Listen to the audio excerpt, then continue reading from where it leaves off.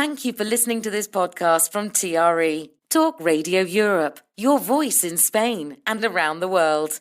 For more information, please visit tre.radio. Ger Sweeney presents Live on Eire in association with emeraldconnection.net. Live on Eire, presented by Ger Sweeney.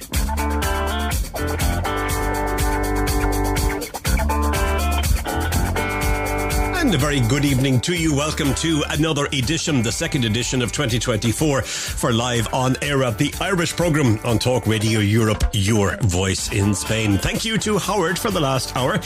Spain today, thanks a million. Analytical. I can say it, Howard, because there are some words and you just can't get your tongue around them, no matter how much you practice them. And then you practice them and you think, yep, have it. And then when you're live on air, not on Eire, but on air, it just doesn't happen. So yeah, I understand, Howard. It's a devil, isn't it? Anyway, welcome to the programme. Howard, thanks a million, and have a pleasant evening. We will look forward to hearing from you tomorrow evening as well, between 6 and 7 for another edition of Spain Today. So, what do we have on Live on Eire for you today? Not a clue. Not a clue. No, I do. Going to be talking to a lady who is originally from Catalonia, and her name is Judith Sadurni. And she is working at the moment. She's volunteering with a charity based in Belfast called Tools for Solidarity. And what they do is they gather sewing machines and they repair some of them and they send them off out to Africa. And the reason they don't repair them all is they're trying to teach people in Africa, in various communities, to repair them themselves so that they have a trade or a craft. And the reason for sending the washing machines, I should say, the sewing machines, is so that local people can get involved in dressmaking and sewing and things like that and create revenue for themselves. And it's a wonderful project. It's been running for quite some time. So Judith is going to be telling us all about that in the first hour of the programme. And in the second hour of the programme, we're going to be talking to Catherine Cleary. Catherine has been working for many years as a journalist in Ireland. She's still a columnist for the Irish Times, and it was an Irish Times piece that she wrote back in September that Annalise, my colleague here on Talk Radio Europe, brought to my attention about a week or so ago. I hadn't seen it, and she said this lady might be interesting, and she certainly is interesting. So Catherine will be telling me about building a native woodland. She and her husband have purchased some land in County Roscommon, and they're building like a forest or a woodland, really. That's what they're building. And it's a super project, and I'm really looking forward to hearing all about it. So Catherine will join us in the second hour of the programme. So I'm looking forward to that. And hopefully you are as well. I've picked up some nice music along the way that I'm going to bring to you, and some stories from and about Ireland as well. As always, if you would like to get involved with the programme, pass a comment, ask a question, offer to send me money, whatever it is, you can send a WhatsApp message to +34 645 99 67 95. And because I am still in balmy west coast of Ireland, you can't call the studio, but you can get through to me by email as well, which is studio@tre.radio, or you can use my own email address, which is ger@tre.radio. So put on the safety belt now, and we'll stay locked in until 9 o'clock, and hopefully you'll be able to stay with me. I want to say congratulations to Francie Gorman. Who's Francie Gorman, Ger? Well, he is the new president of the Irish Farmers Association, and he has said that political parties cannot take farmers for granted as local, European and national elections approach. Francie Gorman, who took over as president of the association yesterday, said that farmers feel abandoned and let down by the current government. Addressing the IFA's 69th AGM, he said that farmers need a greater say in the Irish and EU policy that affects them, and that they must be rewarded for the positive role that they play in delivering on Ireland's environmental ambitions as they adapt and invest in their farms. He said farmers are portrayed too often in inaccurate and unfair ways, and claimed that Ireland is one of the most sustainable and environmentally friendly food-producing nations on the planet. He also criticised retailers who have begun to offer discounts on food, saying that nobody is fooled by their claim that they take the monetary hit on these offers.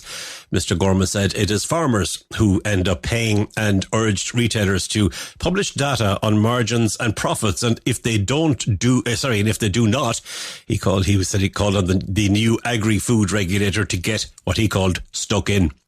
He said negotiations will always be his starting point, but with the support of the IFA National Council, he will be prepared to do whatever it takes to deliver for farmers. Congratulations. Well done, Francie Gorman. We might try and get Francie Gorman on the programme one of the time. We'll let him settle in. It'd be nice to hear about the Irish Farmers Association and find out exactly what they do and how effective they are and so on and so forth. They're very effective. But maybe we'll try and organise that. Congratulations to everybody in the County Kildare town of Maynooth, because it is the cleanest town in Ireland. That's according to a new survey. But a rise in coffee cup litter has led to calls for action to take single-use cups out of circulation. The latest survey from business group Irish Business Against Litter, Eyeball, we've mentioned this group before, shows that for the very first time, no area was found to be seriously littered. Maynooth came top out of 40 towns and cities, with Dublin's North Inner City at the bottom of the table. An Taisce, which carried out the surveys on behalf of Eyeball, said that Maynooth had achieved a level of cleanliness in 2023 which saw its university campus described as spotless and Main Street achieving an excellent result for a busy shopping environment. Eyeball's Conor Horgan said that they found very little litter during both of their visits to the town. Maynooth is not without its challenges. With a big student population, it really puts it up to the others, Mr. Horgan said. While litter levels rose slightly overall, over 60% of towns surveyed were deemed clean in 2023, and no towns were seriously littered. Waterford edged out Galway as the cleanest city, and Cork city centre showing improvement to moderately littered, but Dublin fell to littered status alongside Limerick.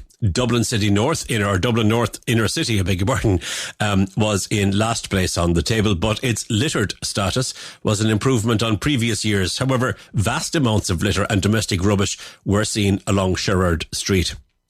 The survey found what they called monumental levels of dumping on Mallow Street in Limerick, while a vacant site on William Street in the city was described as an eyesore right in the heart of the city. One of the surprise findings of the Eyeball survey was the rise in coffee cup litter, which was found at over 30% of the more than 500 sites surveyed. Mr. Horgan said that Eyeball is concerned at potential delays in introducing a coffee cup levy, which he believes this action is needed to stamp out a product which is out of step with the circular economy. Irrespective of how recyclable or compostable takeaway cups are, the statistics show too many of them are ending up on the streets. There was also another significant rise in the prevalence of disposable vapes, which were found in more than 10% of all sites surveyed. Mr. Horgan also said that Eyeball hopes that the government's new domestic return scheme will be a game changer, with plastic bottles and cans being present in half of the more than 500 locations they surveyed. The scheme will remove a large portion of this litter and bring about a significantly cleaner environment this year. While there may be some inconvenience for customers, the prize is a very real and a very immediate one, Mr. Horgan said.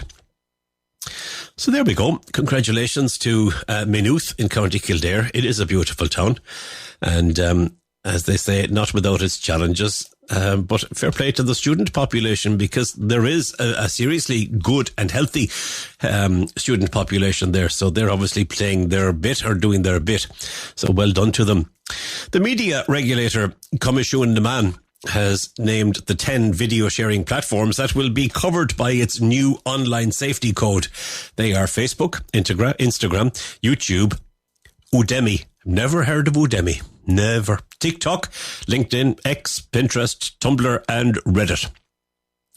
The online safety code is being finalised, and once the new rules are established, they will be legally binding, and platforms will face fines of up to €20 million for breaches of the code. Social media firms will have to protect children from specific types of harmful online material, including cyberbullying, content that promotes eating disorders, and content that promotes self-harm or suicide. Platforms will also have to prevent the uploading or sharing of range of illegal content, including incitement to hatred or violence.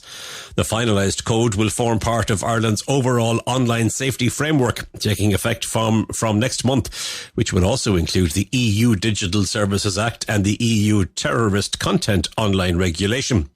Because so many of the big tech firms have their European headquarters in Ireland, the country will play a leading role in the policing of the new EU online safety rules, a task that will fall to Commission de Man. The draft online safety code is open to consultation, and the public have until the 19th of January to submit their views on the new rules. If you want to check that out online, I am sure you will find it there. PJ Curtis is always on the prowl for new music for me, and always listening and always watching. And he got in touch with me to tell me that a lady that we've played before on the programme, Shiva, has managed to get together with from the Netherlands, the Metropole Orkest, ORKEST. Apparently they're a big thing in the Netherlands. And Infinite Space is a song that she has released previously, but she has reimagined it with Metropole Orkest. Would you like to hear it? There it is in the background. Let's take a listen to Shiva. Once I was blessed with the moon by my side, white line my companion as I crossed through the sky. No ground to touch upon my feet, my eyes start to weep. Beauty surrounds in this pure state of flow. Till now I was missing how the stars always glow, and the light they reveal that this infinite place is an infinite space within. We all came from the same light and the same way, the mother of nothingness, and with our name. We all came into this life in the same way, in the same way, in the same way. We are the same. Shattering out every piece of the cell, dissolving in every sun, every cell. No time, no one thing to be. As a one, we are free. Cascading love like an ocean, rising, crashing out of my soul. And the light they reveal that this infinite place is an infinite space within. We all came from the same light and the same way, the mother of nothingness, and with our name. We all came into this life in the same way, in the same way, in the same way. We are the same.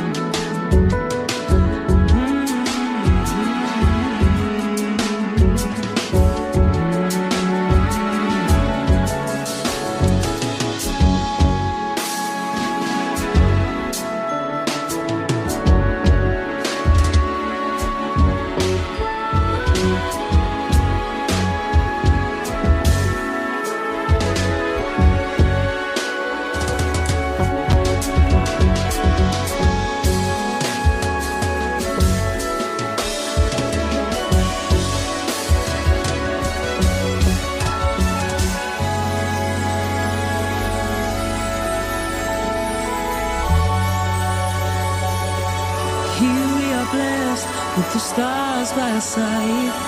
White line, our beginning in an endless sky. We all came from the same light in the same way. The mother of nothingness, and with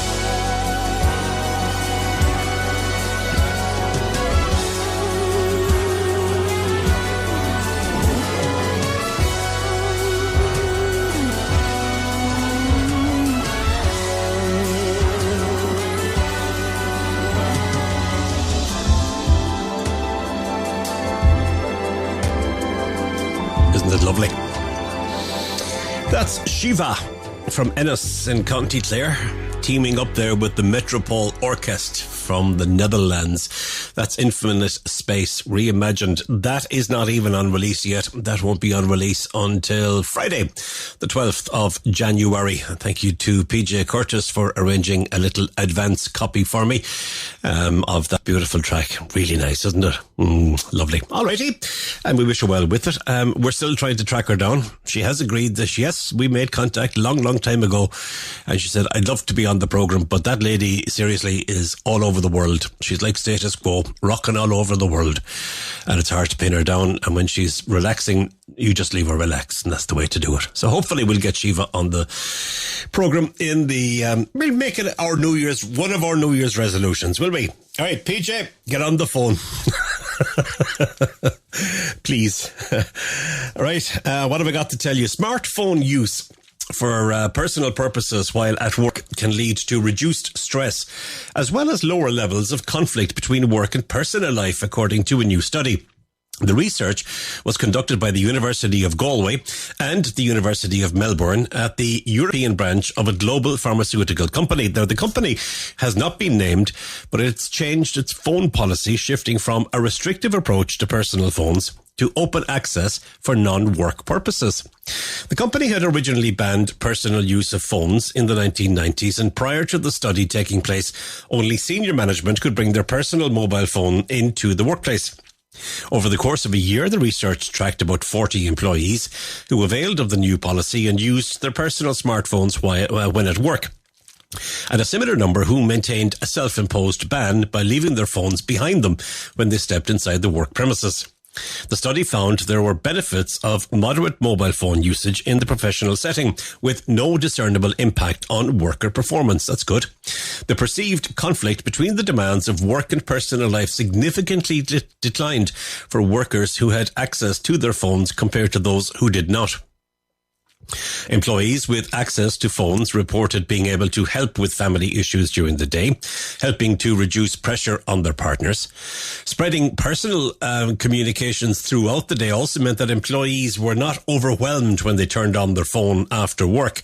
The research was led by Professor Owen Whelan at the University of Galway's J.E. Kearns School of Business and Economics. Rather than enforcing a ban on smartphones in the workplace, he said, their experience in tracking the introduction of smartphones in this company suggests a more effective strategy would be to establish an organizational climate where the company expectation for smartphone behaviors are known. For example, ensuring that they are not used in meetings or in the canteen, with adherence monitored by employees themselves.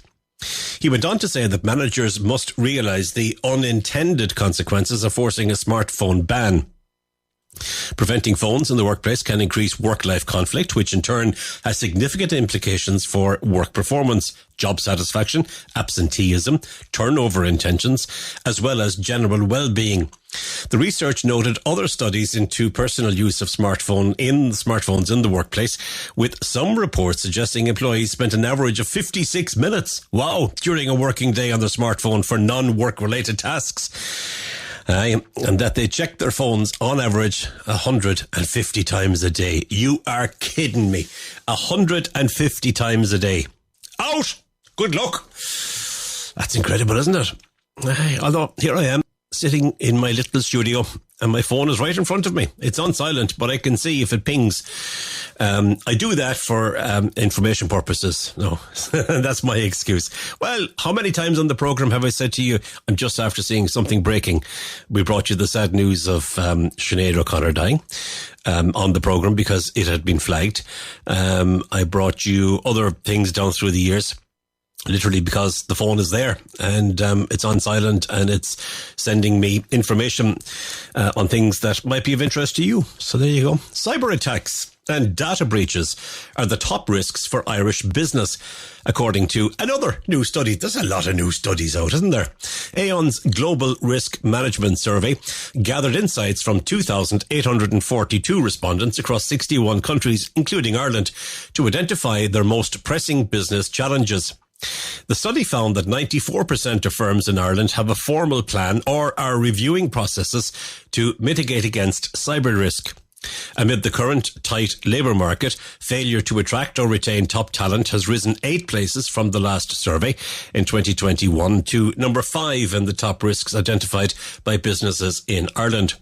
The risk posed by climate change has also risen significantly for Irish firms, up 21 places to the 10th place in the top current risks.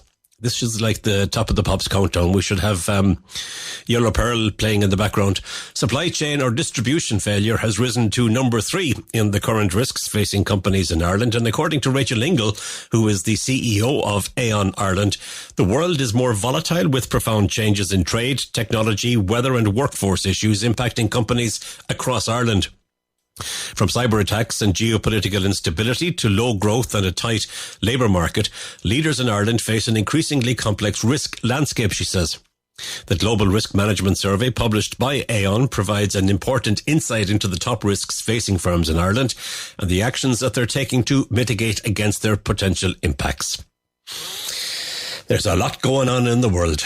There is indeed. I am going to take a very quick commercial break, and after that I'm going to be talking to a lady who's going to tell us all about a wonderful charity which is called Tools for Solidarity. Judith Sadurni is going to join me after this break, so please don't go anywhere. Live on Eire, presented by Ger Sweeney. I was browsing recently and I came across a story on the BBC Northern Ireland website, and it was headed "Mending Old Sewing Machines in Northern Ireland for a New Life in Tanzania." And I thought, there's a smashing idea. And there's an idea for something that I could bring to listeners of Live on Eire. And as the saying goes, one man's trash is another man's treasure. Tools for Solidarity has been sending sewing machines to people in Africa since 2006. So I read further. And when I did, I realised that Tools for Solidarity is not just about sewing machines. It's about a lot more. And I decided that I'd like to dig a little bit further. To help me to do that, I'm going to talk right now to Judith Sadurni. And she is a native of Catalonia, but is living in Belfast for the last 2 years and is volunteering with Tools for Solidarity. Judith, it's lovely to talk to you. Welcome to the programme. How are you? Hi there, thank you very much. I'm okay, yeah, I'm all right. Good. How are you? I'm in top form as well. I can't complain. There's no point in complaining because nobody will listen if we complain, sure they won't. No. Definitely. I was amazed when you and I had a conversation before this particular conversation that we're having, and I discovered that you have a fabulous Northern Ireland accent and you've only been in Belfast for 2 years. You must have a musical ear, do you? Well, it's really easy to pick up the accent in here, especially because at the beginning it was so difficult for me to understand. So, and also sometimes I'm pronouncing things. Yeah. Because of my Spanish or Catalan as well, it sounds really different. So you kind of have to sing it in English so people understand you better. All right, you're adapting to how you need to be heard and understood. Judith, will you tell me please a little bit about Tools for Solidarity, because I know that for the last wee while you've been looking after the communications for the organisation. Tell me about it. Yes. Yeah, so I am an international volunteer. I'm part of the international volunteer program. And Tools we are a non-for-profit organization located in 55A Sunnyside Street in Belfast. And the work is fully run by international, local and supported volunteers. So the main focus of our charity is, as you said, is to support artisans in Africa. We have set 3 main projects in Tanzania, located in Mwanza, Njombe, and Iringa. This last one was just started in April last year, 2023. But we also do more things apart of that. We have the supported volunteer program, and we have the ESD program, which is like Educational for Sustainable Development program, where we go to primary schools, we go to adult groups, and we talk about sustainability. So Tools is something more complex than just our main work. Mm. And in relation to the story that I spotted on the BBC Northern Ireland website about the sewing machines, tell me about that and how that started. Okay, so our organization started in 1992. Okay. It was just, it's funny because everything is super chill and casual here. You talk to Stephen or John that are the coordinators, and they would say to you, oh, it was just a couple of friends that started with this crazy idea, and then look how far we've come. Yeah. Yes. So, yes, it's mainly that we are based in donations. People donate sewing machines, entire sewing machines or just sewing machine parts.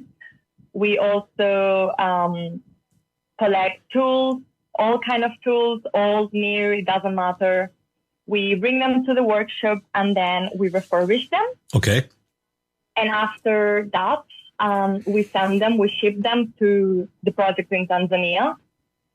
The good part of this is that our projects are self-reliant, which means that we have trained staff members in charge of them. Mm-hmm. And we then have different field trips. We try to go on a field trip every year to visit the centers and check how the projects are working. Mm-hmm. And it's not just about how they're working. It's also if our work is effective, if it is delivering to the artisans what they need. And my coordinator, I was talking to him just before this call, and he said that our work wouldn't have any sense if we didn't ask them what else they need. Uh-huh. Because, of course, the needs keep changing. You know, all of us keep adapting to the different circumstances we find ourselves in. So in the last field trip, he asked the tailors what else we could be doing for them. And they said they wanted to learn how to maintain the machine. So off we go. We went out of the usual program that the people that visit the centers, the volunteers, should be doing. And John said, okay, I'm going to set a 2-week course for them, for the artisans, on refurbishing and maintaining the machines.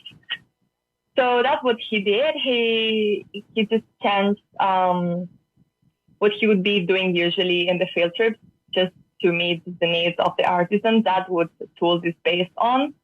And after those training, they got a kit of tools as well. So after finishing, they could just not fix their own sewing machines, but also fix the ones from other people, their neighbors, and that is the way we kind of make our centers self-reliant, mm-hmm. just by giving them not just the tools or the material, but also the skills.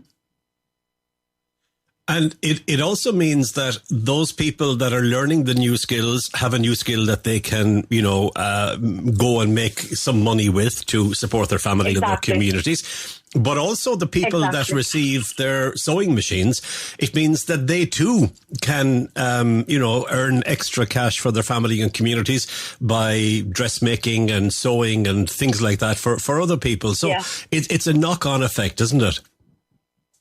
Definitely. All right. In terms of the, tools for solidarity, the word tools, I presume, means equipping people with the knowledge and the actual tools to help themselves. Am I right? Yes. John always repeats that tools are the glue in development. So it's not just the material part of it, but it's also, as you were saying, the tools, like the links, the effort behind it. Okay. And why was Tanzania the chosen destination for these tools? Well, you would actually have a better chat with Stephen and John about it, but it's just because John is an engineer and he was working in Tanzania before. Okay. So he already had contact. So then from that's where our project started. Okay. Because he got contact in Tanzania and then he saw the needs in there and he saw the opportunity because he had the tools literally and metaphorically as well to do it. So they just decided to to keep going with it. All right. Judith, how many people are actually working or volunteering? Because that's what you do. You volunteer. How many? Yes, How many all are volunteers. How many are there in the Belfast office, as we'll call it, workshop? Well, it's difficult to say because we are not just the people that are in the workshop. We are also spontaneous volunteers that would come and give their time in a random Wednesday. Or we are also all of our supported volunteers. We also have another workshop in Downpatrick. So it's difficult to count the volunteers that we are at the moment. We usually have around 10 international volunteers, but then the rest of the branches keep changing. And in terms of the international volunteers, how many different countries are represented there? So we used to have people from all around the world, but because of Brexit, our funding with the European Solidarity Corps stopped. So then at the moment we are receiving volunteers from Germany and France, as the countries have their own funded schemes. For example, in France there is the French Civic Service that works as a standing organization. That's actually something interesting that you mentioned, because at the moment we are working on research on how to bring people from other countries to volunteer with us. Because we receive daily emails from people interested in coming and helping, but unfortunately we are a really small organization and we don't have the funding for bringing everybody that send us an email. So if I can take this opportunity, if there is anybody there that is listening to us and in Spain and they want to collaborate with us, they can find more information in our website, toolsforsolidarity.com. There is our contact in there. We would be really happy to establish links in Spain. And on the other hand as well, sorry about this, but if there is anybody interested in starting a tools organization, that would be a really good opportunity as well. Because as you said, we were on the BBC article. We were in an article on the BBC at the start of the month. And since then, we have received loads of messages and calls of people that wanted to donate sewing machines or tools. And it's just incredible to see how people have the will. But we received this message. I was especially happy because it was from Madrid. And it was a woman that wanted to know how to send us some sewing machines. And of course, we had to tell her that because we are a sustainable organization, we can't take the sewing machines. It's going to cause a real contamination impact in the world just to bring them from Spain to here, So we were just wondering if there is any tools group or anybody interested in Spain on creating a tools group maybe that we could work with. So basically what you're saying is that you could say to people, look, if you bring your sewing machine to such a place or such an organization in Madrid or Barcelona or maybe even in, Malaga or somewhere like that, that you could arrange then shipping, in one lot and sustainably. Yeah, it would be easier because we also receive emails from the UK, and it's people saying, so we got this finger that we want to send you. And we always say, thank you very much for your interest. But then we redirect them to our sister organizations. We have sister organizations in the UK, in England. So it makes no sense for them to send over those materials to us. Because there is other organizations making the same kind of work that we do. Excellent. And it wouldn't be sustainable and all. Okay, sorry. So I was incorrect. What you want to do is you want to set up something in Spain where the sewing machines could be brought to a central point or points and they would be repaired there and then they would be shipped from there to Tanzania. Is that what you're saying? Yes. Yeah. If there is anybody interested in creating an organization just similar to us. Right. That would be amazing just because, as I said, we are a small organization and I think the power of the work we do is to collaborate with people. You know, it's not just keeping it for us. I think the more tools organizations that are in the world, the better. Okay. All right. Super idea. And indeed, other organizations or maybe newer organizations might have links elsewhere other than Tanzania that they may be able to benefit. Exactly. All right. Okay. I see where you're coming from now. How did you get involved with this organization, Judith? Well, I was doing volunteering with the European Solidarity Corps last year in Belfast at the Crescent Arts Centre in a cultural centre. And I met volunteers, you know, because we were all from the same program in different organizations. So we went on meetings and coffees and, you know, you talk to people. So I met volunteers from Tools and I was really interested in the project. So I came to see it. I met Stephen here, one of the coordinators, and I fell in love with what they do and the way they do it. So I said, listen, Stephen, if you need anybody that needs to do your communications or events, organizing or anything, just give me a shout. So he did. Right. Yeah. And what new skills have you learned, or have you learned new skills? Well, here it's learning things all the time. Mm-hmm. Yes, Tools is very good because it gives you independence. They provide you with a bike. I haven't been really good with the bike, so that was a challenge for me. A bicycle, yeah. Also, yes, the bicycle, sorry. No, it's good. And then also, well, at the moment I'm learning to use a sewing machine. One of the volunteers, Karina, is training me on how to do sewing machines. Okay. Yes. So lovely. That's that. I've also been part of the educational program, which was amazing. I had the best summer of my life. Right. We were doing workshops in primary schools with Catherine, that was the education officer at the moment.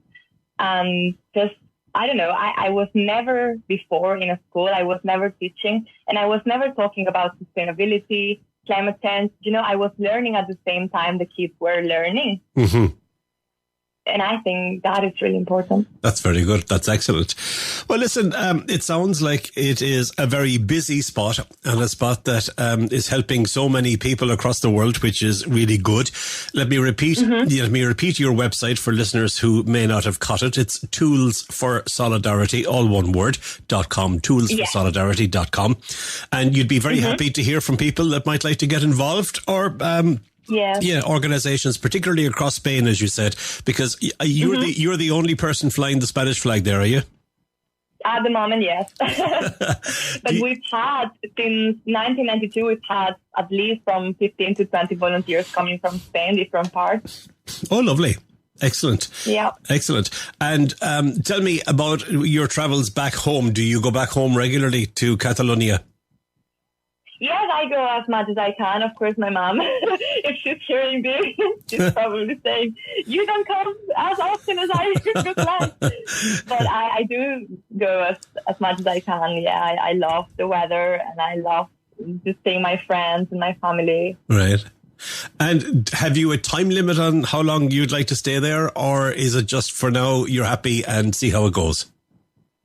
Well, at the moment, I am on a visa, on the volunteering visa. Okay. That's how it works to come here to Belfast.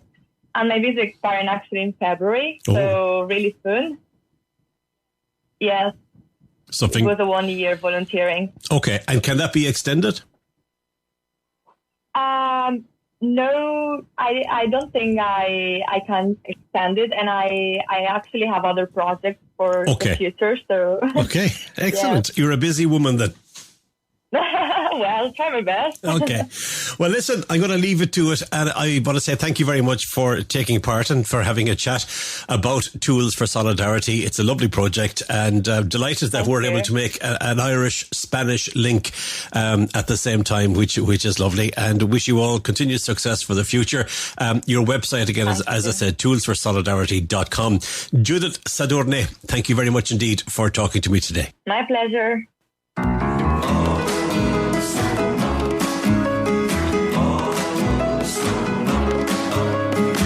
Look at that guy, see him strut. up, he has it all sewn up. He has it all sewn up. Suit pressed tight, shoes always shine, hair slicked back, $1 million smile, all sewn up. He has it all sewn up. All sewn up, neat at the seams, but it's not reality. We all live in dreams.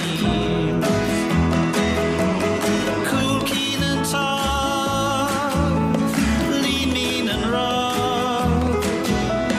All sewn up.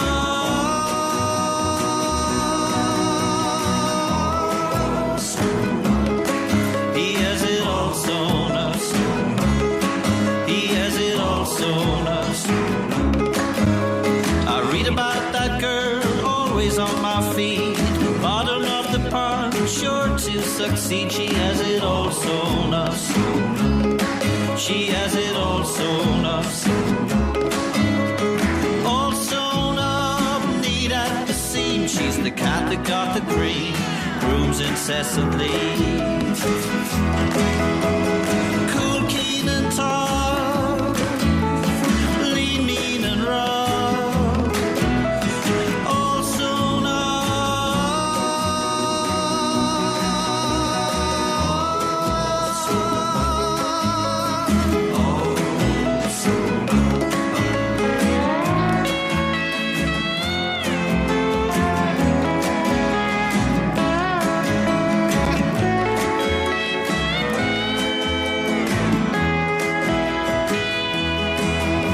They know the right people, but they've got it wrong. My song's the winner by a good furlong.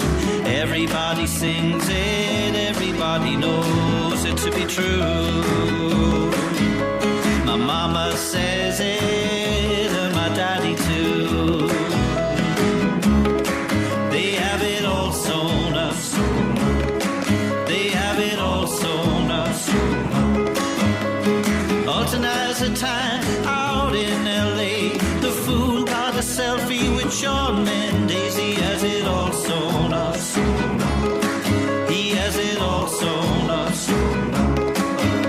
At 10 minutes set at the hotel cafe, Flanny won't respond to the last email. All sewn up. I bet you think it's all sewn up.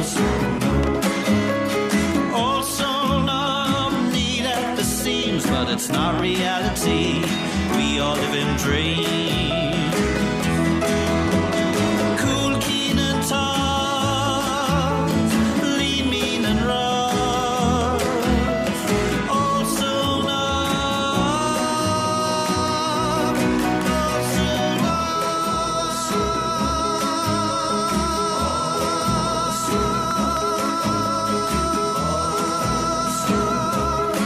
They have it all sewn up. Oh, all sewn up. Oh, all sewn up. All sewn up. I was trying to think, what do I play following Judith Sadurni's interview with me about tools for solidarity and the fixing of sewing machines to send off to Tanzania. Dalton Conlon, of course, from the album The Starlight Ballroom, which he released midway through 2023. I was looking for the right word. A stupendous, brilliant album that you've heard tracks from before on the programme, but you haven't heard that one. All sewn up. Nice one. And thank you to Judith for talking to me on the programme as well. Tools for solidarity. Smashing outfit. It's great, as I said, to make the Spanish-Irish link on the whole thing. Let's do a quick break. Come back to me after that. I have a few old stories to tell you, a few yarns to tell you. Live on Eire, presented by Ger Sweeney. TRE, Talk Radio Europe. Hi, Selena. Good morning. Looking forward this morning to your lovely programme. Your Sunday selection is the meeting place for all music lovers. Do get your dancing shoes out if you're a Northern Soul fan. Whether your request is for yourself, for a friend, or even for your favourite football team. Today, away at Liverpool, but he did have to mention that Derby lost. Yes, I know, Tommy. You didn't have to tell me that. Your Sunday selection, Sundays from 11am here on Talk Radio Europe. He's from Neil in Malaga province, and he said it will now always be 5 o'clock in heaven.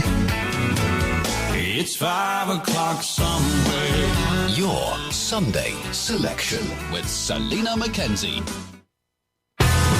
Is your car automatic? Transmatic are the automatic gearbox specialists on the Costa del Sol. Since 1990, Transmatic have specialised in the repair and servicing of automatic and manual gearboxes. All makes and models from the earliest classics to the latest hybrids. Transmatic undertake other mechanical work by appointment, all with a 1-year guarantee. At Transmatic, testing and diagnosis is free. So book your car in for a check before it's too late. Also, Delta Car Rental by Transmatic. Short and long term. Call today 952 796 166 or find us online at transmatic.es.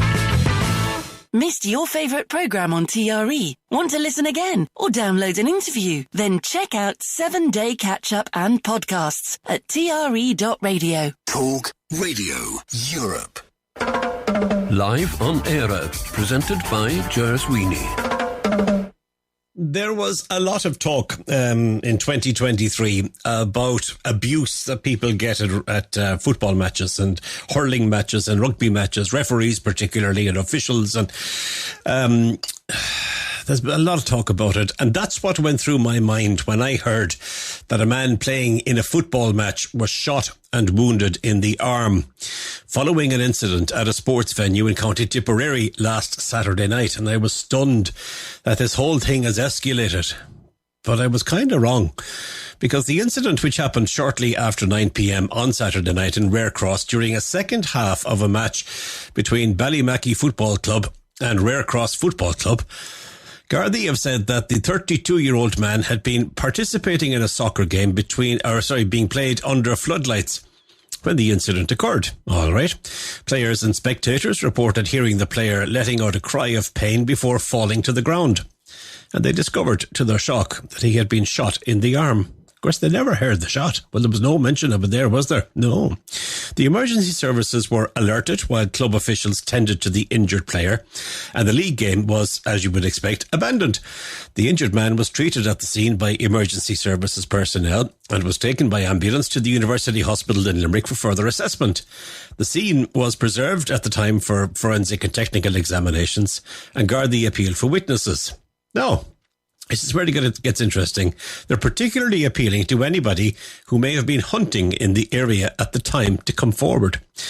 It transpires that there's a woodland area right adjacent to the football pitch, and it appears there were some people hunting. Now, what they were doing hunting at night is beyond me. At 9 o'clock. But apparently there was a stray bullet, and that's what happened. And there's been no more about it since, really. As I said, my thoughts kind of rambled a little bit, as I said, to issues that had been mentioned previously, but it had nothing to do with it. It was one of those, I mentioned at home, I said, wasn't that man very lucky? To which Siobhan said, lucky? You consider getting shot while you're playing soccer lucky? I said, well, he could have been shot in the head or shot in the heart, but no, just the arm, and he was fine, which was great. So yeah, lucky. I think he was lucky. Unlucky to get shot, but lucky to have been where he was. Taoiseach Leo Varadkar has said, we wish him well. Taoiseach Leo Varadkar has said that he is not planning an early election, and his priority is on the work of government and doing what the people want.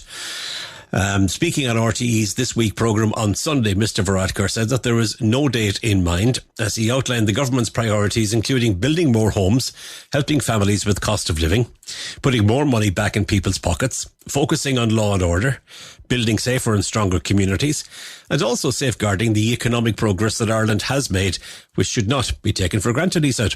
He also went on to say that there is still a huge deficit in housing and he wants to see that change next year, but said it is encouraging to see inflation coming down and the effects of the budget measures for the public.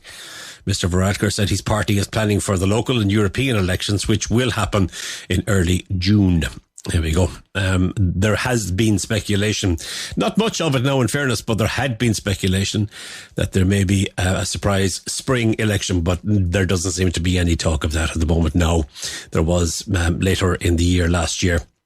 And finally, the last piece that I'll give you before we go take a final piece of music in this hour. Motorsport Ireland has opted to include all 3 proposed host locations in their bid to bring the FIA World Rally Championship back to Ireland for the years 2025, 26 and 27. Kerry, Limerick and the South East region, based out of Waterford, had been in contention to host the Ireland bid. However, all 3 have now been included, with the intention that the 3 regions would host on a rotating basis. But the success of the bid is also dependent on the backing from the Irish government. According to a statement released yesterday, following the launch of the bid in Dublin, such was the quality of the proposals put forward by each venue, the selection committee, in conjunction with the World Rally Championship promoter, have decided to rotate the venue for each of the 3 years Ireland are seeking to be included in the championship. According to Motorsport Ireland President Aidan Harper, in Kerry, Limerick and South East, Ireland has a trio of world-class venues that will be ideal hubs for the event. Tuesday's announcement is obviously predicated on securing government funding, and this is a process that is underway at present. The Irish bid is currently under consideration by senior management in the major sports events unit at the Department of Tourism, Culture, Arts, Gaeltacht Sport and Media. A 3-year deal will require €15 million investment, but this will yield a €300 million return. Wow, over those 3 years, and will greatly benefit the local economies in the Southwest, Midwest and Southeast regions. Motorsport Ireland says the government commitment must be in place by the 1st of March if the Irish bid is to be successful. WRC promoter GmbH said Ireland is an incredible country, and since the last running of Rally Ireland in 2009, the world teams have been wanting to return. We look forward to continuing working with Motorsport Ireland and the FIA to work through the necessary steps to secure a calendar slot for Ireland's bid. Wouldn't that be absolutely brilliant? And what a great return on an investment. We wish them well, and we look forward to reporting on it. It's only down the road. Blink of an eye. Nothing Arrived is the name of this track, and it comes from Villagers. Last track before news. And the scatters, and the seabird sings.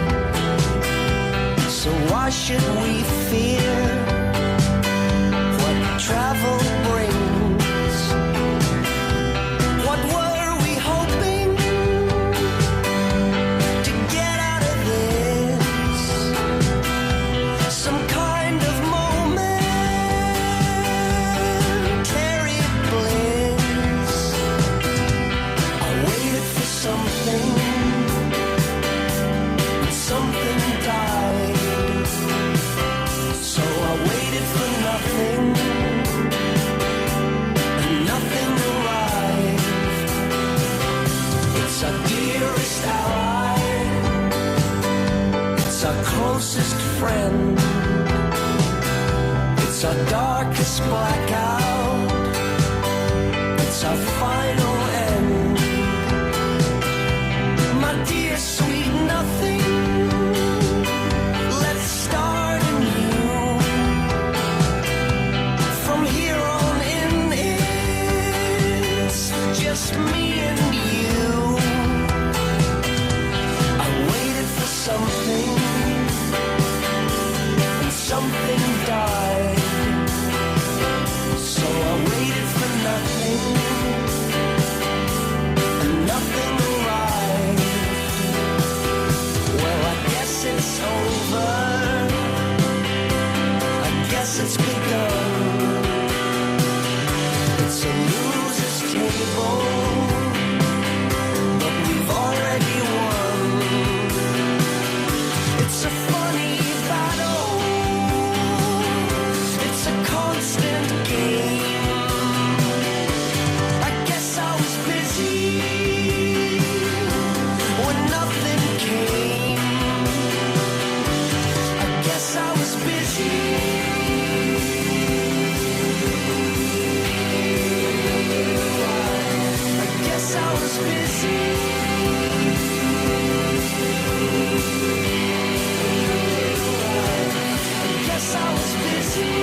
Wonderful stuff. It comes from Villagers. It's called Nothing Arrived. Right, we're going to the news at the top of the hour, and I'll see you at the other side of that. Talk Radio Europe. Your voice in Spain. Live on Eire, presented by Ger Sweeney.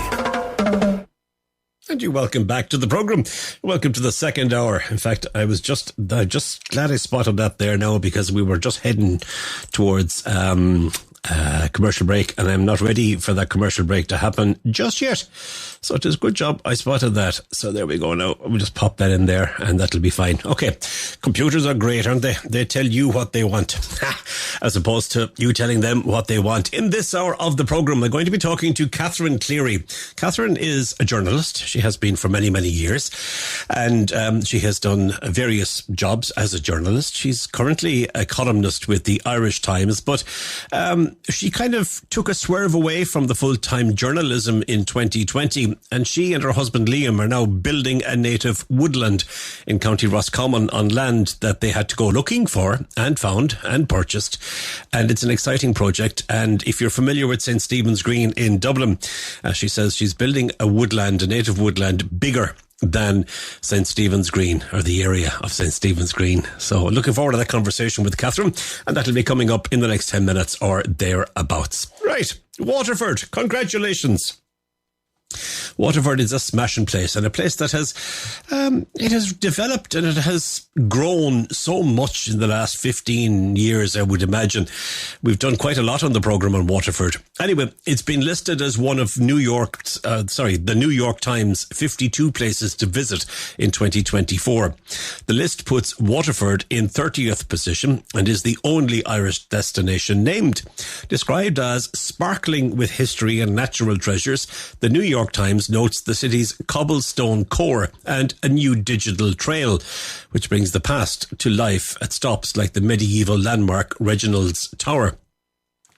Travel expert Annalise Sorensen also wrote about Waterford's less ancient attractions, including the new Irish Wake Museum, which we did a piece on, dedicated to the funeral rite, and the Irish Museum of Time, which we also did a piece on, which showcases grandfather clocks, watches, and a whole lot more.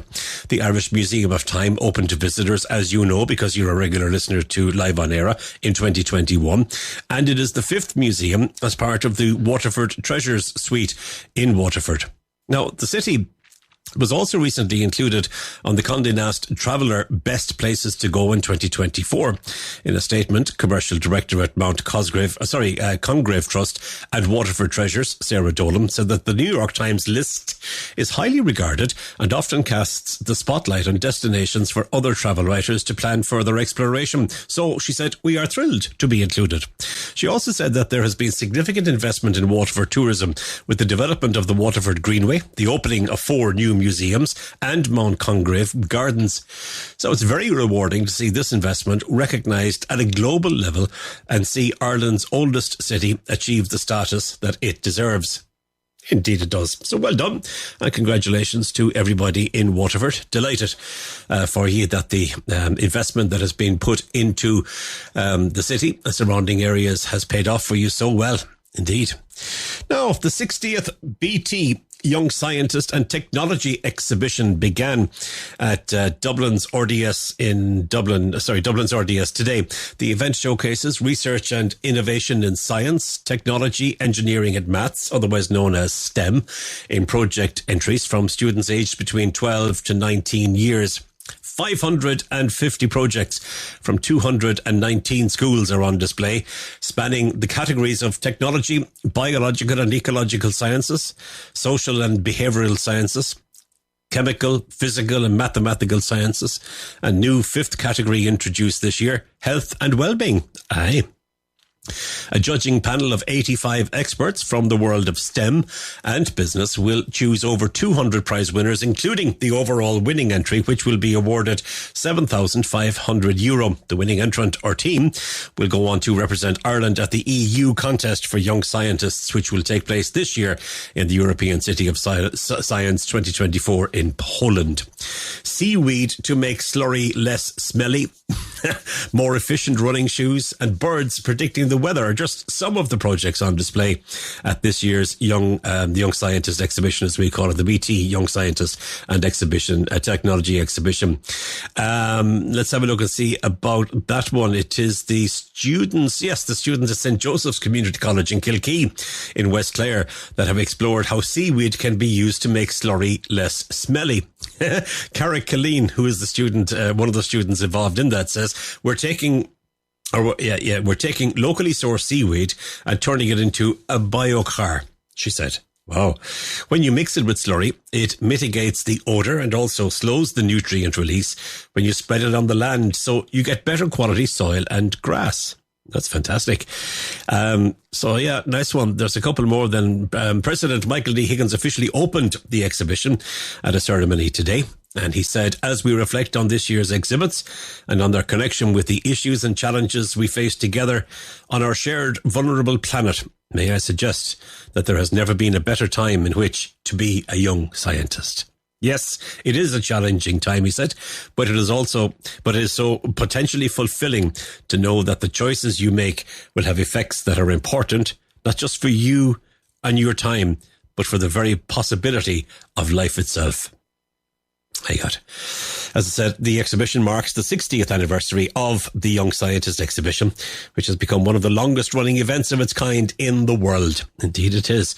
They estimate that in the last 60 years, about 150,000 young people have taken part, putting forward over 100,000 project ideas.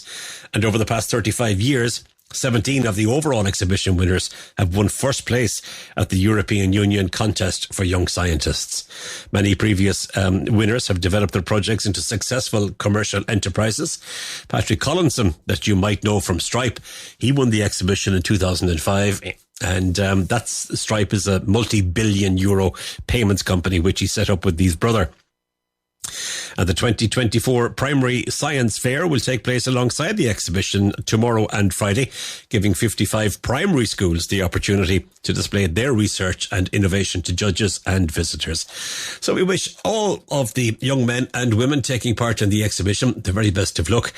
60 years. I remember that going on when I was in school myself. No, obviously I wasn't in at all the category of being able to even think about going along to something like that.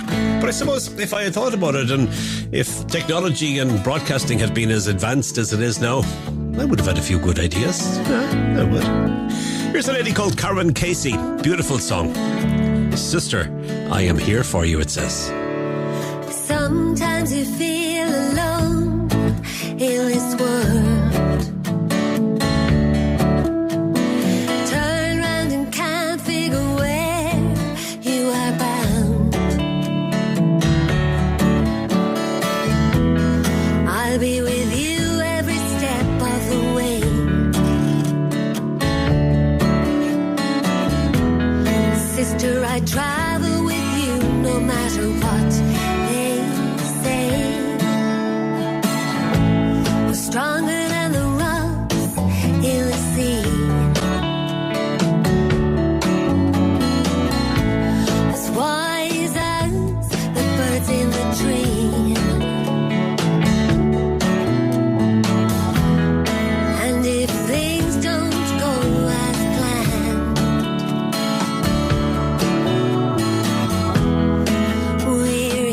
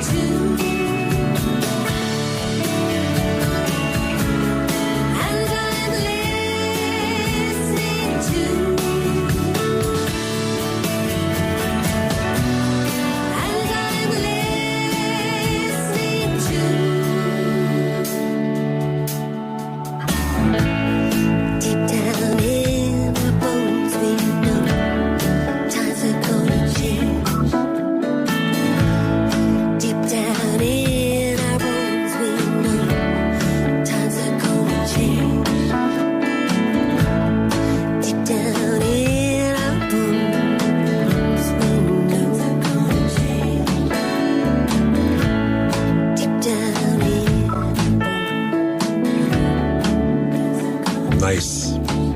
That's Karen Casey. Sister, I Am Here For You is what it's called.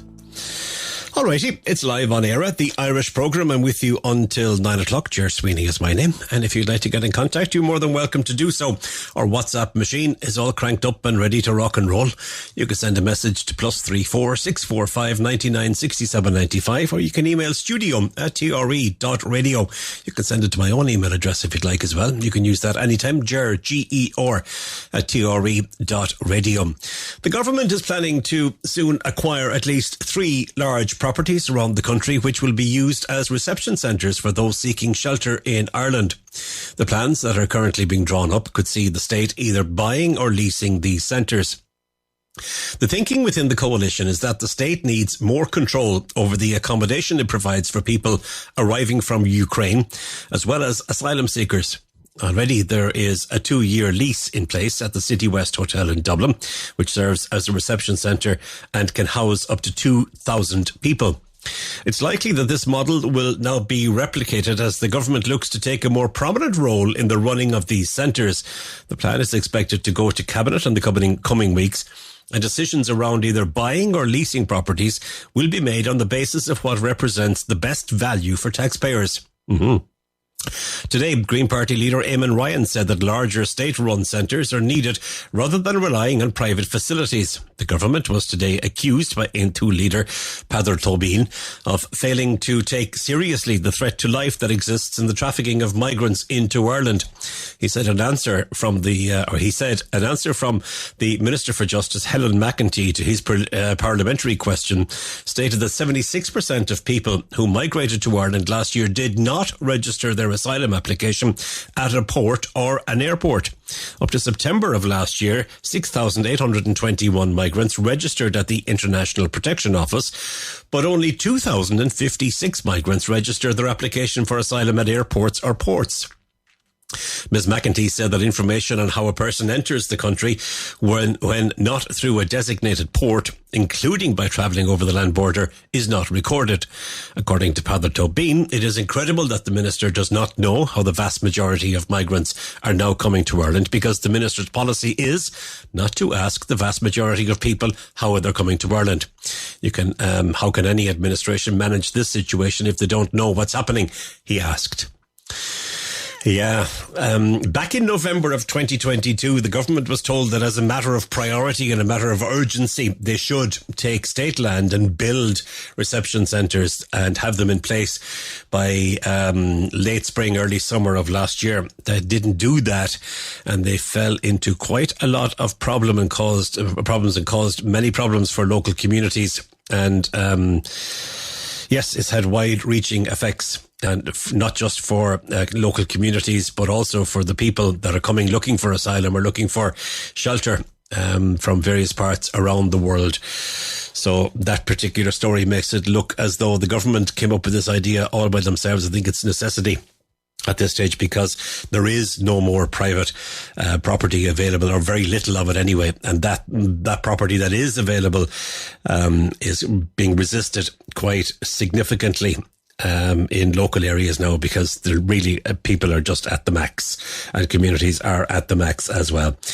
Anyway, listen, we have a lot more nice things to talk about. Indeed, we have. Catherine Cleary is going to be joining me very shortly, because she is currently building or growing a native woodland, and I'm very interested to find out all about that. You will hear that conversation just after these. Live on Eire, presented by Ger Sweeney. 3 years ago, Catherine Cleary and her husband Liam decided to build a native woodland. She says they're planting a forest bigger than St. Stephen's Green in Dublin. After a 10-year stint as restaurant critic for the Irish Times, Catherine says she took a midlife swerve into the woods back in 2020, when their focus switched from food to forests. Catherine, you're joining me via Zoom. Lovely to see you. Lovely to talk to you. Thank you for talking to me today. It's a mammoth project. Firstly, why the swerve? Well, the swerve, I think, was a little time coming. I've been I suppose writing about food led me to writing about the environment very quickly, because, that's where our food comes from, and getting very worried about what we're doing to the environment, both with fossil fuel consumption, but also with our food system. So I was really interested in the idea of a food system that's more in line with nature, and what forests can do for soil and what trees can do for soil, and for us as well. There's a whole package there with trees and forests.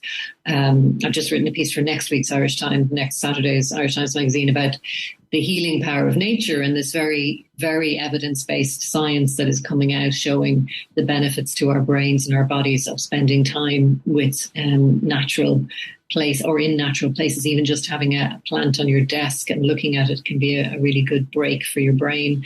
There's just this urgency, I think, about taking action. I've been writing for many, many years. I was a crime journalist. I was a business journalist. I'd done all the trying to, bring people's attention to aspects of life that needed changing. And at this point, I just felt, it's time to maybe continue writing a little bit. I do write a weekly column now, but the forest work is my main job now. I'm a forester, a midlife forester, which is really exciting. I mentioned that you and your husband have embarked on this one. Was it a case of sitting down over a lamb chop one night at dinner and one of you suggesting, why don't we move from the city to the country and do something completely different? Or was it something that was in the back of your minds being discussed at maybe some point we might do it? Yeah, I think it was more we wanted people who had land to plant trees. I had done a native woodland training course in Enniskerry in 2019 and was really inspired by a visit to a local landowner. She had some existing oak woods on the land and she deer fenced it, and the forest itself was beginning to regenerate itself, and she'd also planted new trees. So we started off by asking people we knew with land, would they be interested in doing something like this?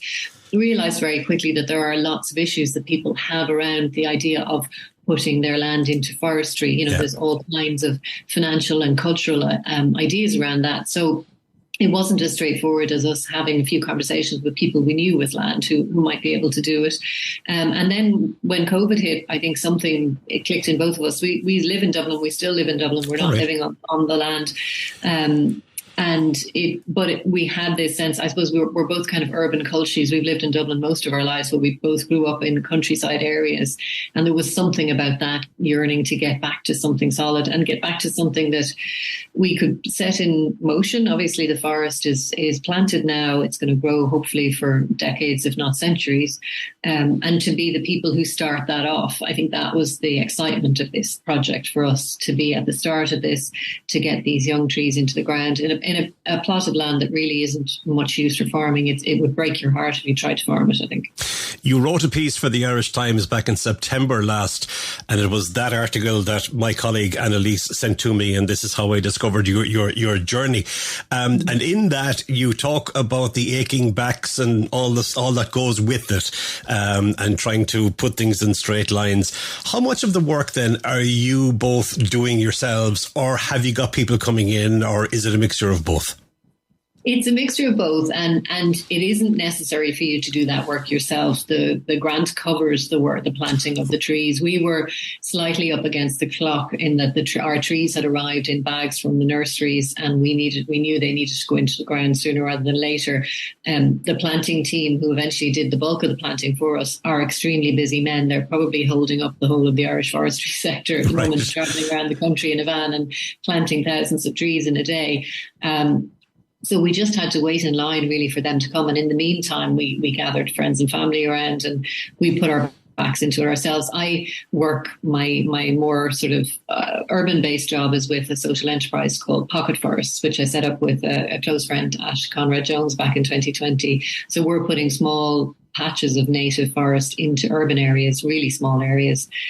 So I've done a lot of tree planting with that project. So I was quite happy to throw myself at the land in Roscommon and get my spade out and see how many trees I could get through in a day. But it's tough work, very tough work in those conditions with heavy clay soil and rushes and everything else around you. It's very different to doing it in a smaller area in the city. When I read this initially, I kind of got the impression at the start that you and your husband had said, right, okay, let's put the house on the market, gather all the money we can gather, we'll buy land, we'll buy trees, we'll put the whole thing together. But you're talking about grants now and about how all that is done, and you're still living in Dublin. So how have you done this? Where did you start? Well, we started on Daft looking at sites. We put in agricultural land as opposed to a house on Daft, and saw what came up, and we were really looking for the cheapest land, cheapest per acre price we could find in the country. So it is that land that's not going to be very easy to farm or would be impossible to get planning permission on for a site for a house. So it's the kind of leftover stuff that nobody really, obviously people would be interested in it for grazing, and it had been being grazed. So we started with Daft. We then contacted a forester through Brendan Dunford in the Burn Bio project in Clare. We initially had started looking in Clare, but unfortunately the prices were out of our price range. And Brendan had put us in touch with a forester there. He then put us in touch with somebody in the Midlands who was another forester in the Midlands. So the forester was really the expert. Bernard Kiernan was his name, and he's been brilliant all the way along. So he would go and look at a site once we had seen it and say, yes, I do. Obviously he couldn't guarantee, but he said, this looks suitable to my eye for a forestry application. So we had to buy it without a guarantee that we would get a license to put native woodland on. But there are a few criteria that what you don't want to do, and what we have done in the past is plant trees in bog areas. We don't want to do that anymore, because a bog is actually doing more, environmental services itself without having trees planted on it. So all of those assessments, some of them are desktop assessments to see if the land is in a special area of conservation. Is it very near a waterway? Has it got electricity lines running over it? So a good forester will be able to assess a site. And once we had Bernard's thumbs up on this site, we went ahead and bought it. It took a while. We saw lots of places that we kind of fell for, and they didn't happen for various reasons. Some of them very interesting along the way. I was going to ask you about that, because you mentioned that in the article. Will you give us a flavour of the characters that you met when you were looking for land? Yeah, we had a real insight into how difficult it is to buy land, especially cheap land. And cheap land doesn't really exist anymore, even 3 years since we bought it. I think the price per acre has gone up substantially. One site had been owned by two priests, and the estate agent explained that one of them wanted to sell it and the other one didn't. So there was a kind of a discussion in the parish about that. We didn't get that site. Another we were very keen on, and we met the owner and got on very well with them. And then they said to us, basically, could we pay some of the money without declaring it as payment, because the bank didn't particularly want the bank to know how much the land had or the taxman. Yeah, exactly. Yeah, so that sort of obviously we weren't going to do that. It was going to be of no benefit to us. No. It's just tricky. It's tricky. The land we bought, in the end, the sale had fallen through, and then the owner came back and said, yeah, actually we will sell it. So it took more than a year really to find anywhere. Oh. And then another year to get the license to plant. So it's been a long process to get to this stage. And in the process of getting the license to plant, one would imagine it's a simple process of saying, I have a bit of land here, so wouldn't it be lovely to put a few trees there? Wouldn't it do everybody the power of good? But that's obviously not the case. Are there specific types of trees that you have to grow? Do you have to grow them a particular way? How does it work? Yeah, so there are a few things that the forester makes the application for us to the Department of Agriculture. We can't plant near an archaeological site. So if there's a ring fort or a house as well, any existing house there has to be set back from that. And then the forester assesses the soil and recommends the tree type for that. So with our land, it was a mixture of oak and birch being the key species for the soil, depending on what kind of soil was there. And that has to be 50% of what we plant under the native woodland scheme. And then we can add in lots of other species alongside that. It is a little bit unusual in that most forestry to date has been about timber production. So the species that we want to plant, like rowan and wild cherry and hazel even, they're just not seen as having any timber value. So it's quite unusual to be planting those But they are incredible trees and they grow so very well in this part of the country. So it should be very beautiful, to have all of that blossom and fruit, and the bird life is already pretty abundant down there. So it's only going to get better, I think, with what we're doing for certain species of birds. Obviously, there are other birds that like open areas of grass, and we have some of those left on the site as well. So hopefully we'll get a real mix. And that's really where, that's what we're doing. We're doing this for nature in as much as we can. And obviously nature can do its own job of rewilding places very well as well. So a lot of what we haven't planted will be left to nature to do whatever happens there. So that's going to be really, really interesting to see as well. So it's quite, typically you'll see, and again, it's been something that we've really had to figure out. You'll see maybe just 1 or 2 species of tree being planted in a forestry plantation. Now that's all based on timber production. The trees are planted very closely. They grow very quickly. They're machined, clear felled in many cases. But the difficulty with that, and we've seen this with ash dieback, is if you get a pest that comes for that kind of tree, you've lost all of your plantation in one fell swoop. And these pests actually just devastate plantations, because nature doesn't do single species. Nature will always have a mix of trees. There'll always be a mix of things that suit the soil or suit the area. And that's the model, I think, that our forestry is going to have to go down, a lot more diversification. It'll mean that it's not so straightforward that you can just plant fields and fields of Sitka spruce and then come and clear fell them. There's much more diversity of species being planted now. So all of that is, I think now, even with Sitka spruce, you have to plant a generous enough percentage of broadleaf trees as well. So that'll mean there will be more habitat for birds and insects and mammals that love these native woodlands. And we get our native woodlands back from the brink. I mean, it nearly exterminated them completely from the countryside.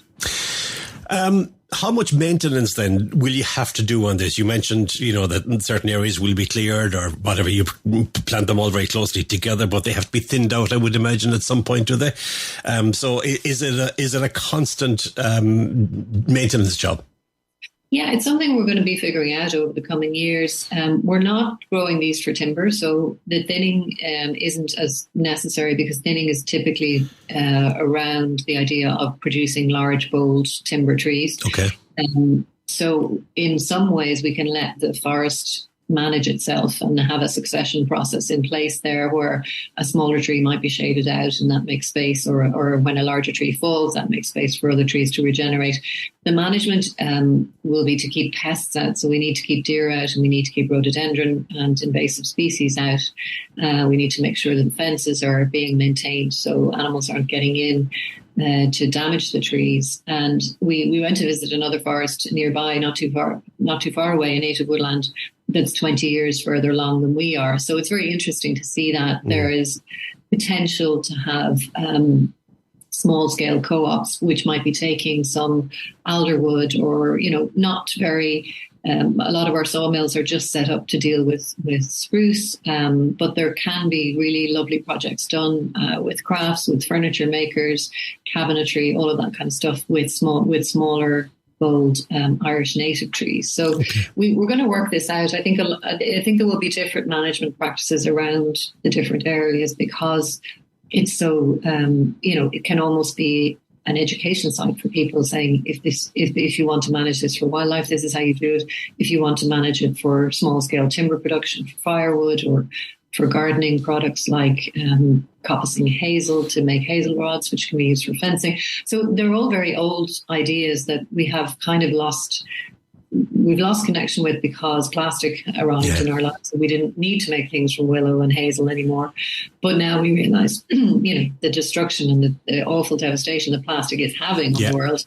So there's potential to go back to coppicing and using willow and using hazel to make things, and hopefully that becoming a source of income and education for people as well, that people can come and train and do things. We really want to share this project with as many people as possible, and have a new chapter of woodlands and forestry in Ireland. It's almost, we got caught up in the word forestry. I think forestry is very associated with Sitka and monoculture plantations, a kind of woodland. is really what we're trying to make here. I said at the start that you had said that you were planting a forest bigger than St. Stephen's Green. How much land is there altogether there? There's about 40 acres between 3 different areas. It's not all in one plot, which is, again, one of the reasons that it wasn't as expensive as similar amount of land would have been. So we've planted about 27 acres of that. And Stephen's Green originally was mapped out to be 27 acres, but I think it is only actually 22 acres. Right. So that'll give you an idea of the kind of space. And into that, we've planted 24,000 native trees and shrubs, and we'll be adding some more species this season as well, just to get the diversity in there. What's the big takeaway for you in this learning curve? Because as a journalist over the years, you're always looking for what's behind the actual story itself or whatever. What's the takeaway for you?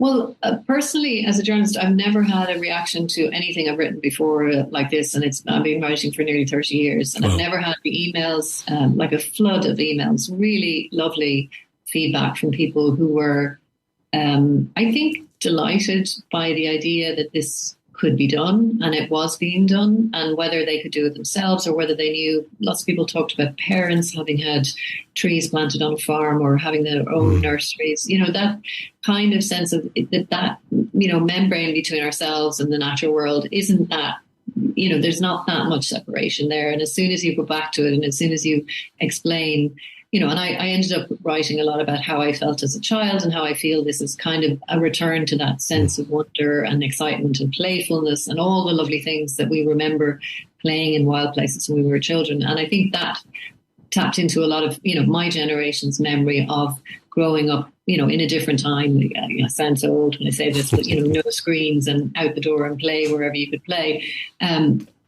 And that is, the joy of this is, while it's been quite daunting to take it on, and even just to take on that amount of land and try and figure out, because I've never had anything more than a postage stamp garden before, and try to figure out how I would, quote unquote, manage that land. But the real joy has been, it's finding out that that's not my job is not to manage this land. It's just to keep it safe and well and healthy. And the work of that is being done by birds and insects and soil life and trees. And I just have to make sure that they have the right conditions to do that work. And I get so much from that.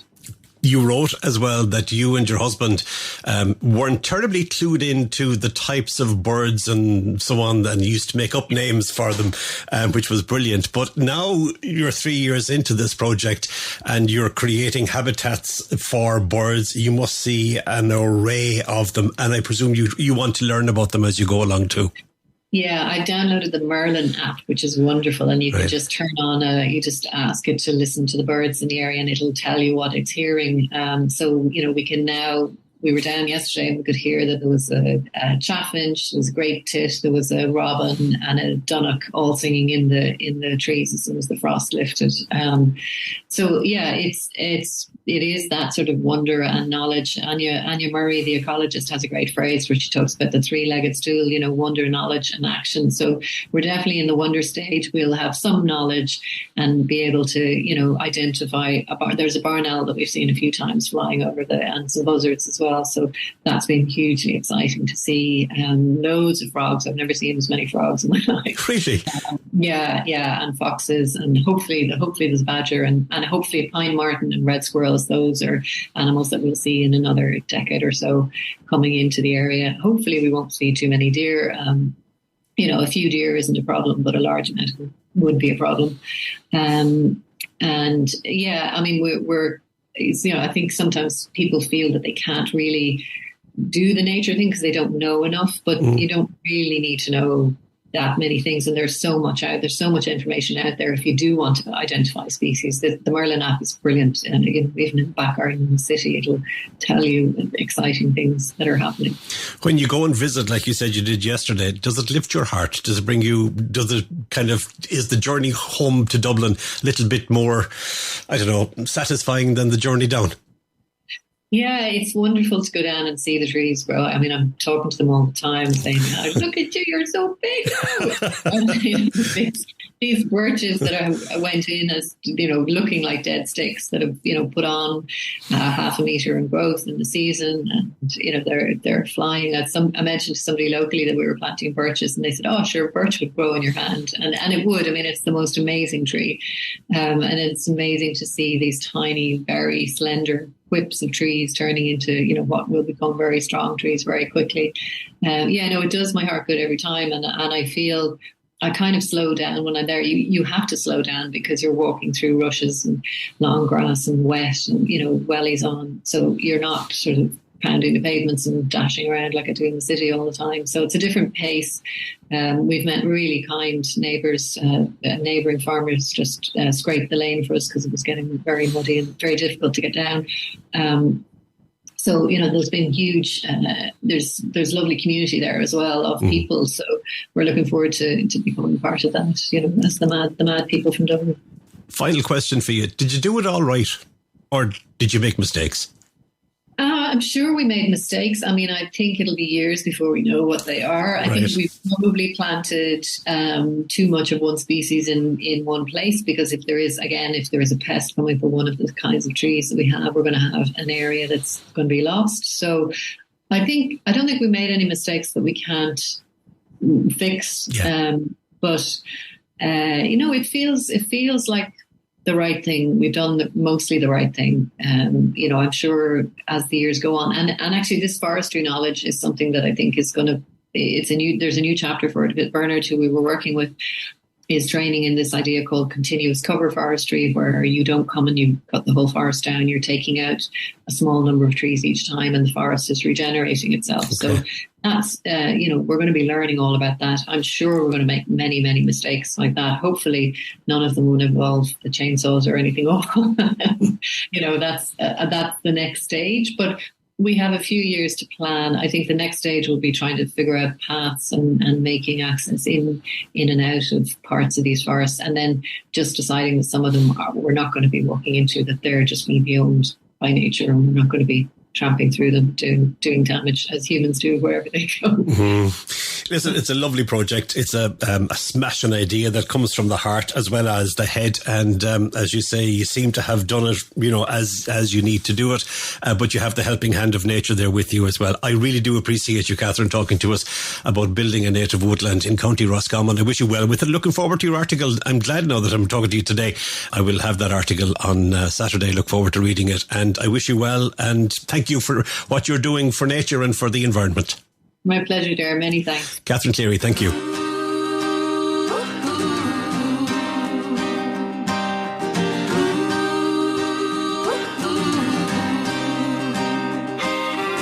Leaves shake, boughs bend, carry on till the very end.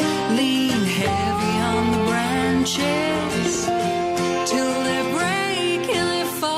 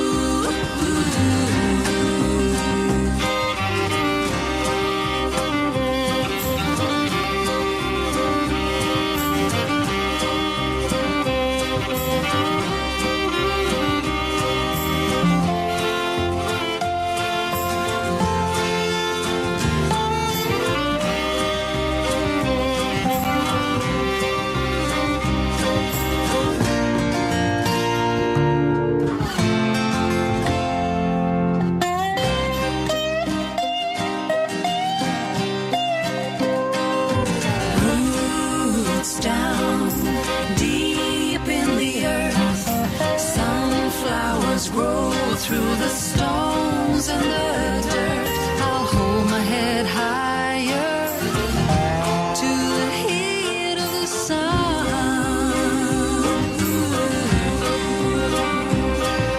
Sleep won't sing me a lullaby.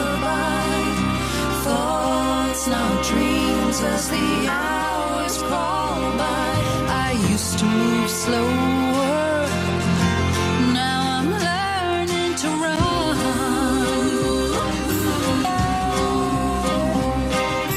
Standing on the edge like I'm carrying the world. It's a long way down, it's a long way down. Stronger with the wind, can you hear it in the voice that I found?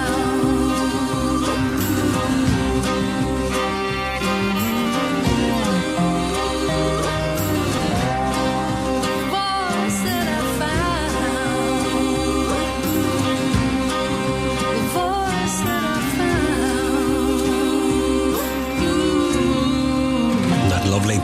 Leaves Shake. Again, I thought appropriate after my conversation with Catherine in relation to her planting a natural woodland. A native woodland. That's the word I was looking for. Native. All right. Thanks, Catherine, for that. And the Rains, Galway based. Lovely. We've had the girls on the programme previously, and it's always a joy to be able to talk to them. Cillian Murphy is among the nominees for this year's Screen Actors Guild Awards in the US for his performance in Oppenheimer. I still haven't seen it. Golden Globe winner, Murphy. Yeah, there was great excitement over that. He was nominated in the Outstanding Performance by a Male Actor in a Leading Role category for his work on the Christopher Nolan directed film. The winners of the Screen Actors Guild Awards are seen as the favourites to go on and win the corresponding Oscars. Now we're running ahead of ourselves, no lads. In Murphy's Best Actor category, the winner of the Screen Actors Guild Awards has gone on to win the Oscar 23 times since 1995. It's the first time Murphy has been nominated at the SAG Awards, which are voted on by his peers. In the film categories this year, Oppenheimer and Barbie led the nominations with 4 apiece. In the television categories, Succession leads the nominations with 5. The SAG Awards take place at Los Angeles Shrine Auditorium on the 24th of February, which is a Saturday, and will be streamed live on Netflix. If you can hear a little crackling and bubbling in the background, can you hear it? I don't know whether you can or not, but a lovely piece of ash has just been put on the fire. And I have the door open here in the studio. So that's what you can hear if you hear any crackling and bubbling. Because it's cold here, very cold. In fact, it's just gone up a degree. We may not have the frost that we were expecting. We had a lot of frost last night. It was very cold. But anyway, a County Antrim landowner has been fined £50,000 for demolishing a protected historical monument. Police were called to Moneybroom Road in Lisburn in April of 2021 after being made aware of building work on land where there were protected monuments. Police said it quickly became evident to officers that 150-year-old lime kilns had been levelled without consent. Henry Price from Lisburn, 64-year-old man, was sentenced for damaging the historic monument at Craigavon Magistrates Court today. He was fined £50,000 after pleading guilty. He should have the land taken off him now as well for doing that. That's ridiculous.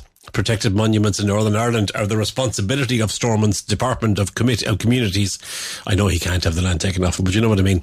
Acting director of its Historic Environment Division, that being of Stormont's Department of Communities, Brian McKervey, said that the outcome of the case was a welcome deterrent. We welcome the court's recognition that our heritage is an important and finite resource and appreciated that once gone, these sites are impossible to replace. That's my point.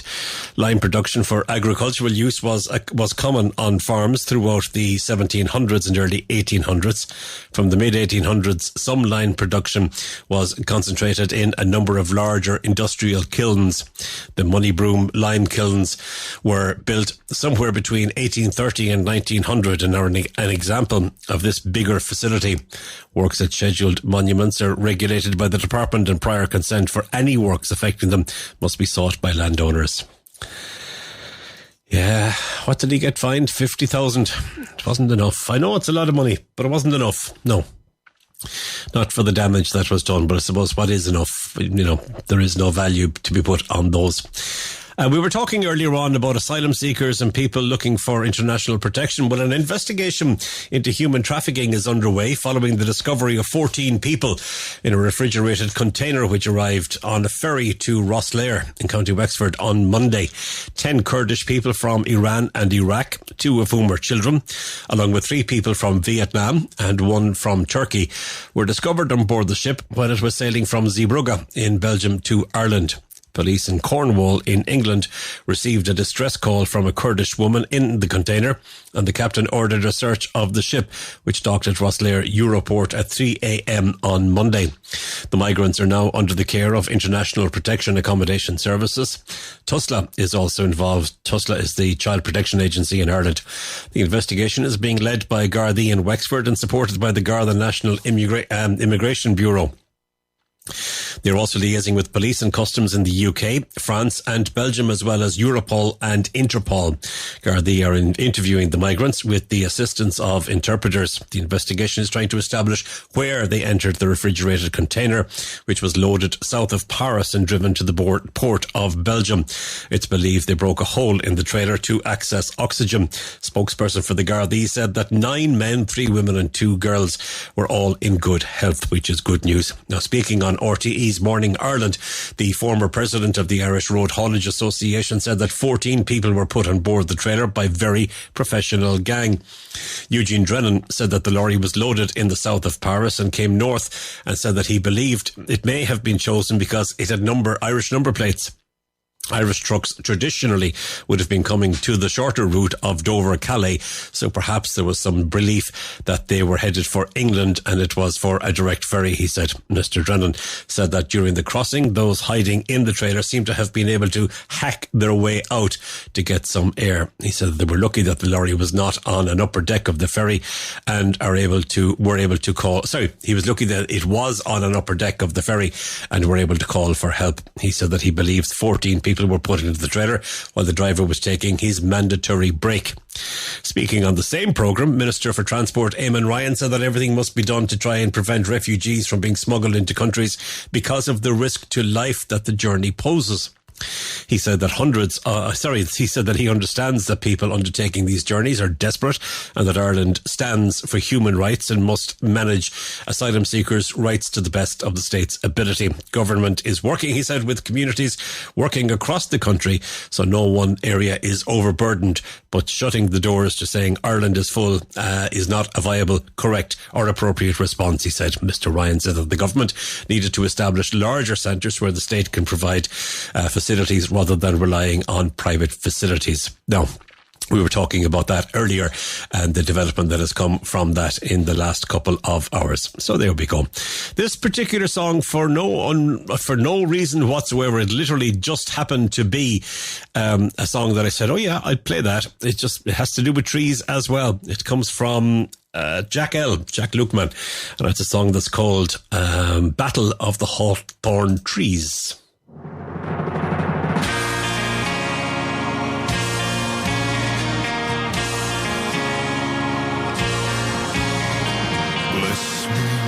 For you know I sin, I spent all my money on these brittle things. Bless the kingdom that we've built on sand, all the world right there in your hand. Bless the blackbird in the hawthorn tree, she waits for the blooming of the red berry. The battle of the hawthorn will never be won. You're as beautiful in winter as you are in sun. Oh, the battle of the hawthorn tree. Oh, the battle of the hawthorn tree.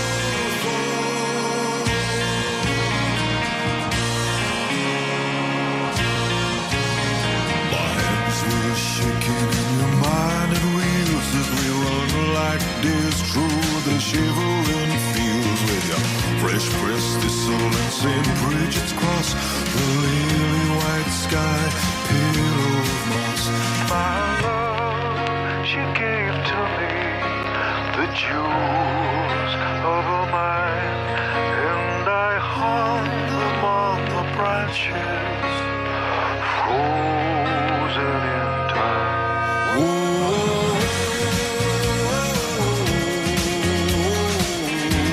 The battle of the hawthorn trees.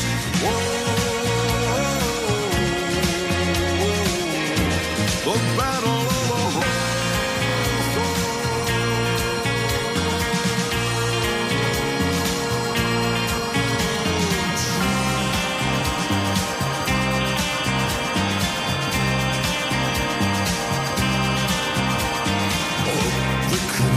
there's a howling wolf, hound for survival when we're all one blood. Yeah. Bless the blackbird in the hawthorn tree, she waits for the blooming of her destiny.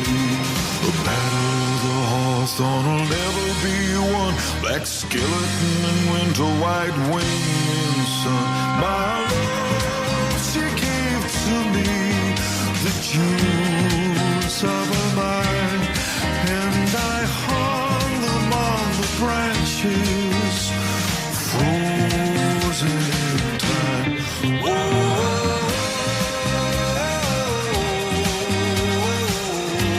The battle of the hawthorn trees. The battle of the hawthorn trees. Yeah,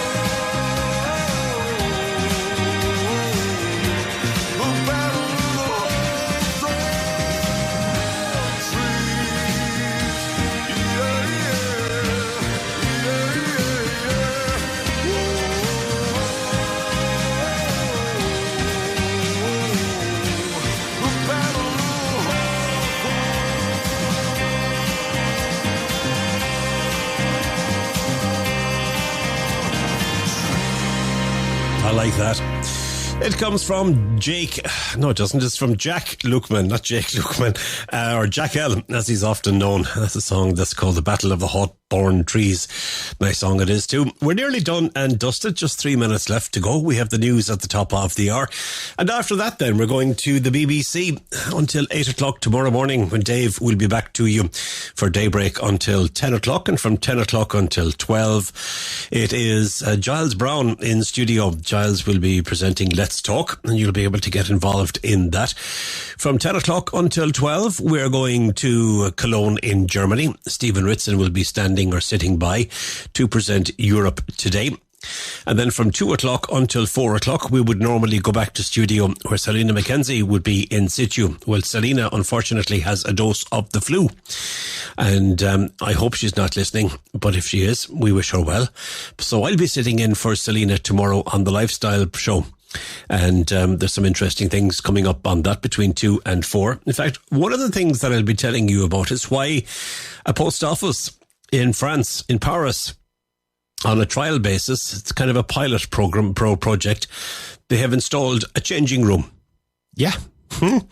Right. So listen in tomorrow between 2 and 4 to the Lifestyle Show, and I'll tell you all about why that particular situation is the way it is. We go back to the studio then from 4 o'clock until 6 tomorrow, Thursday. Because Hannah Murray will be presenting her TRE in the afternoon, and she'll have some great guests as per usual. Richard is, I think, is on with her tomorrow, isn't he? Richard Fitzsimmons, and he's always brilliant. Aye. And who else then? From 6 o'clock until 7, we go to Nerja, and Howard Brereton will be presenting Spain Today. And then from 7 o'clock, we're back in studio with the book show with Hannah Murray until 9 o'clock tomorrow evening. So that's what we have for you tomorrow on the radio.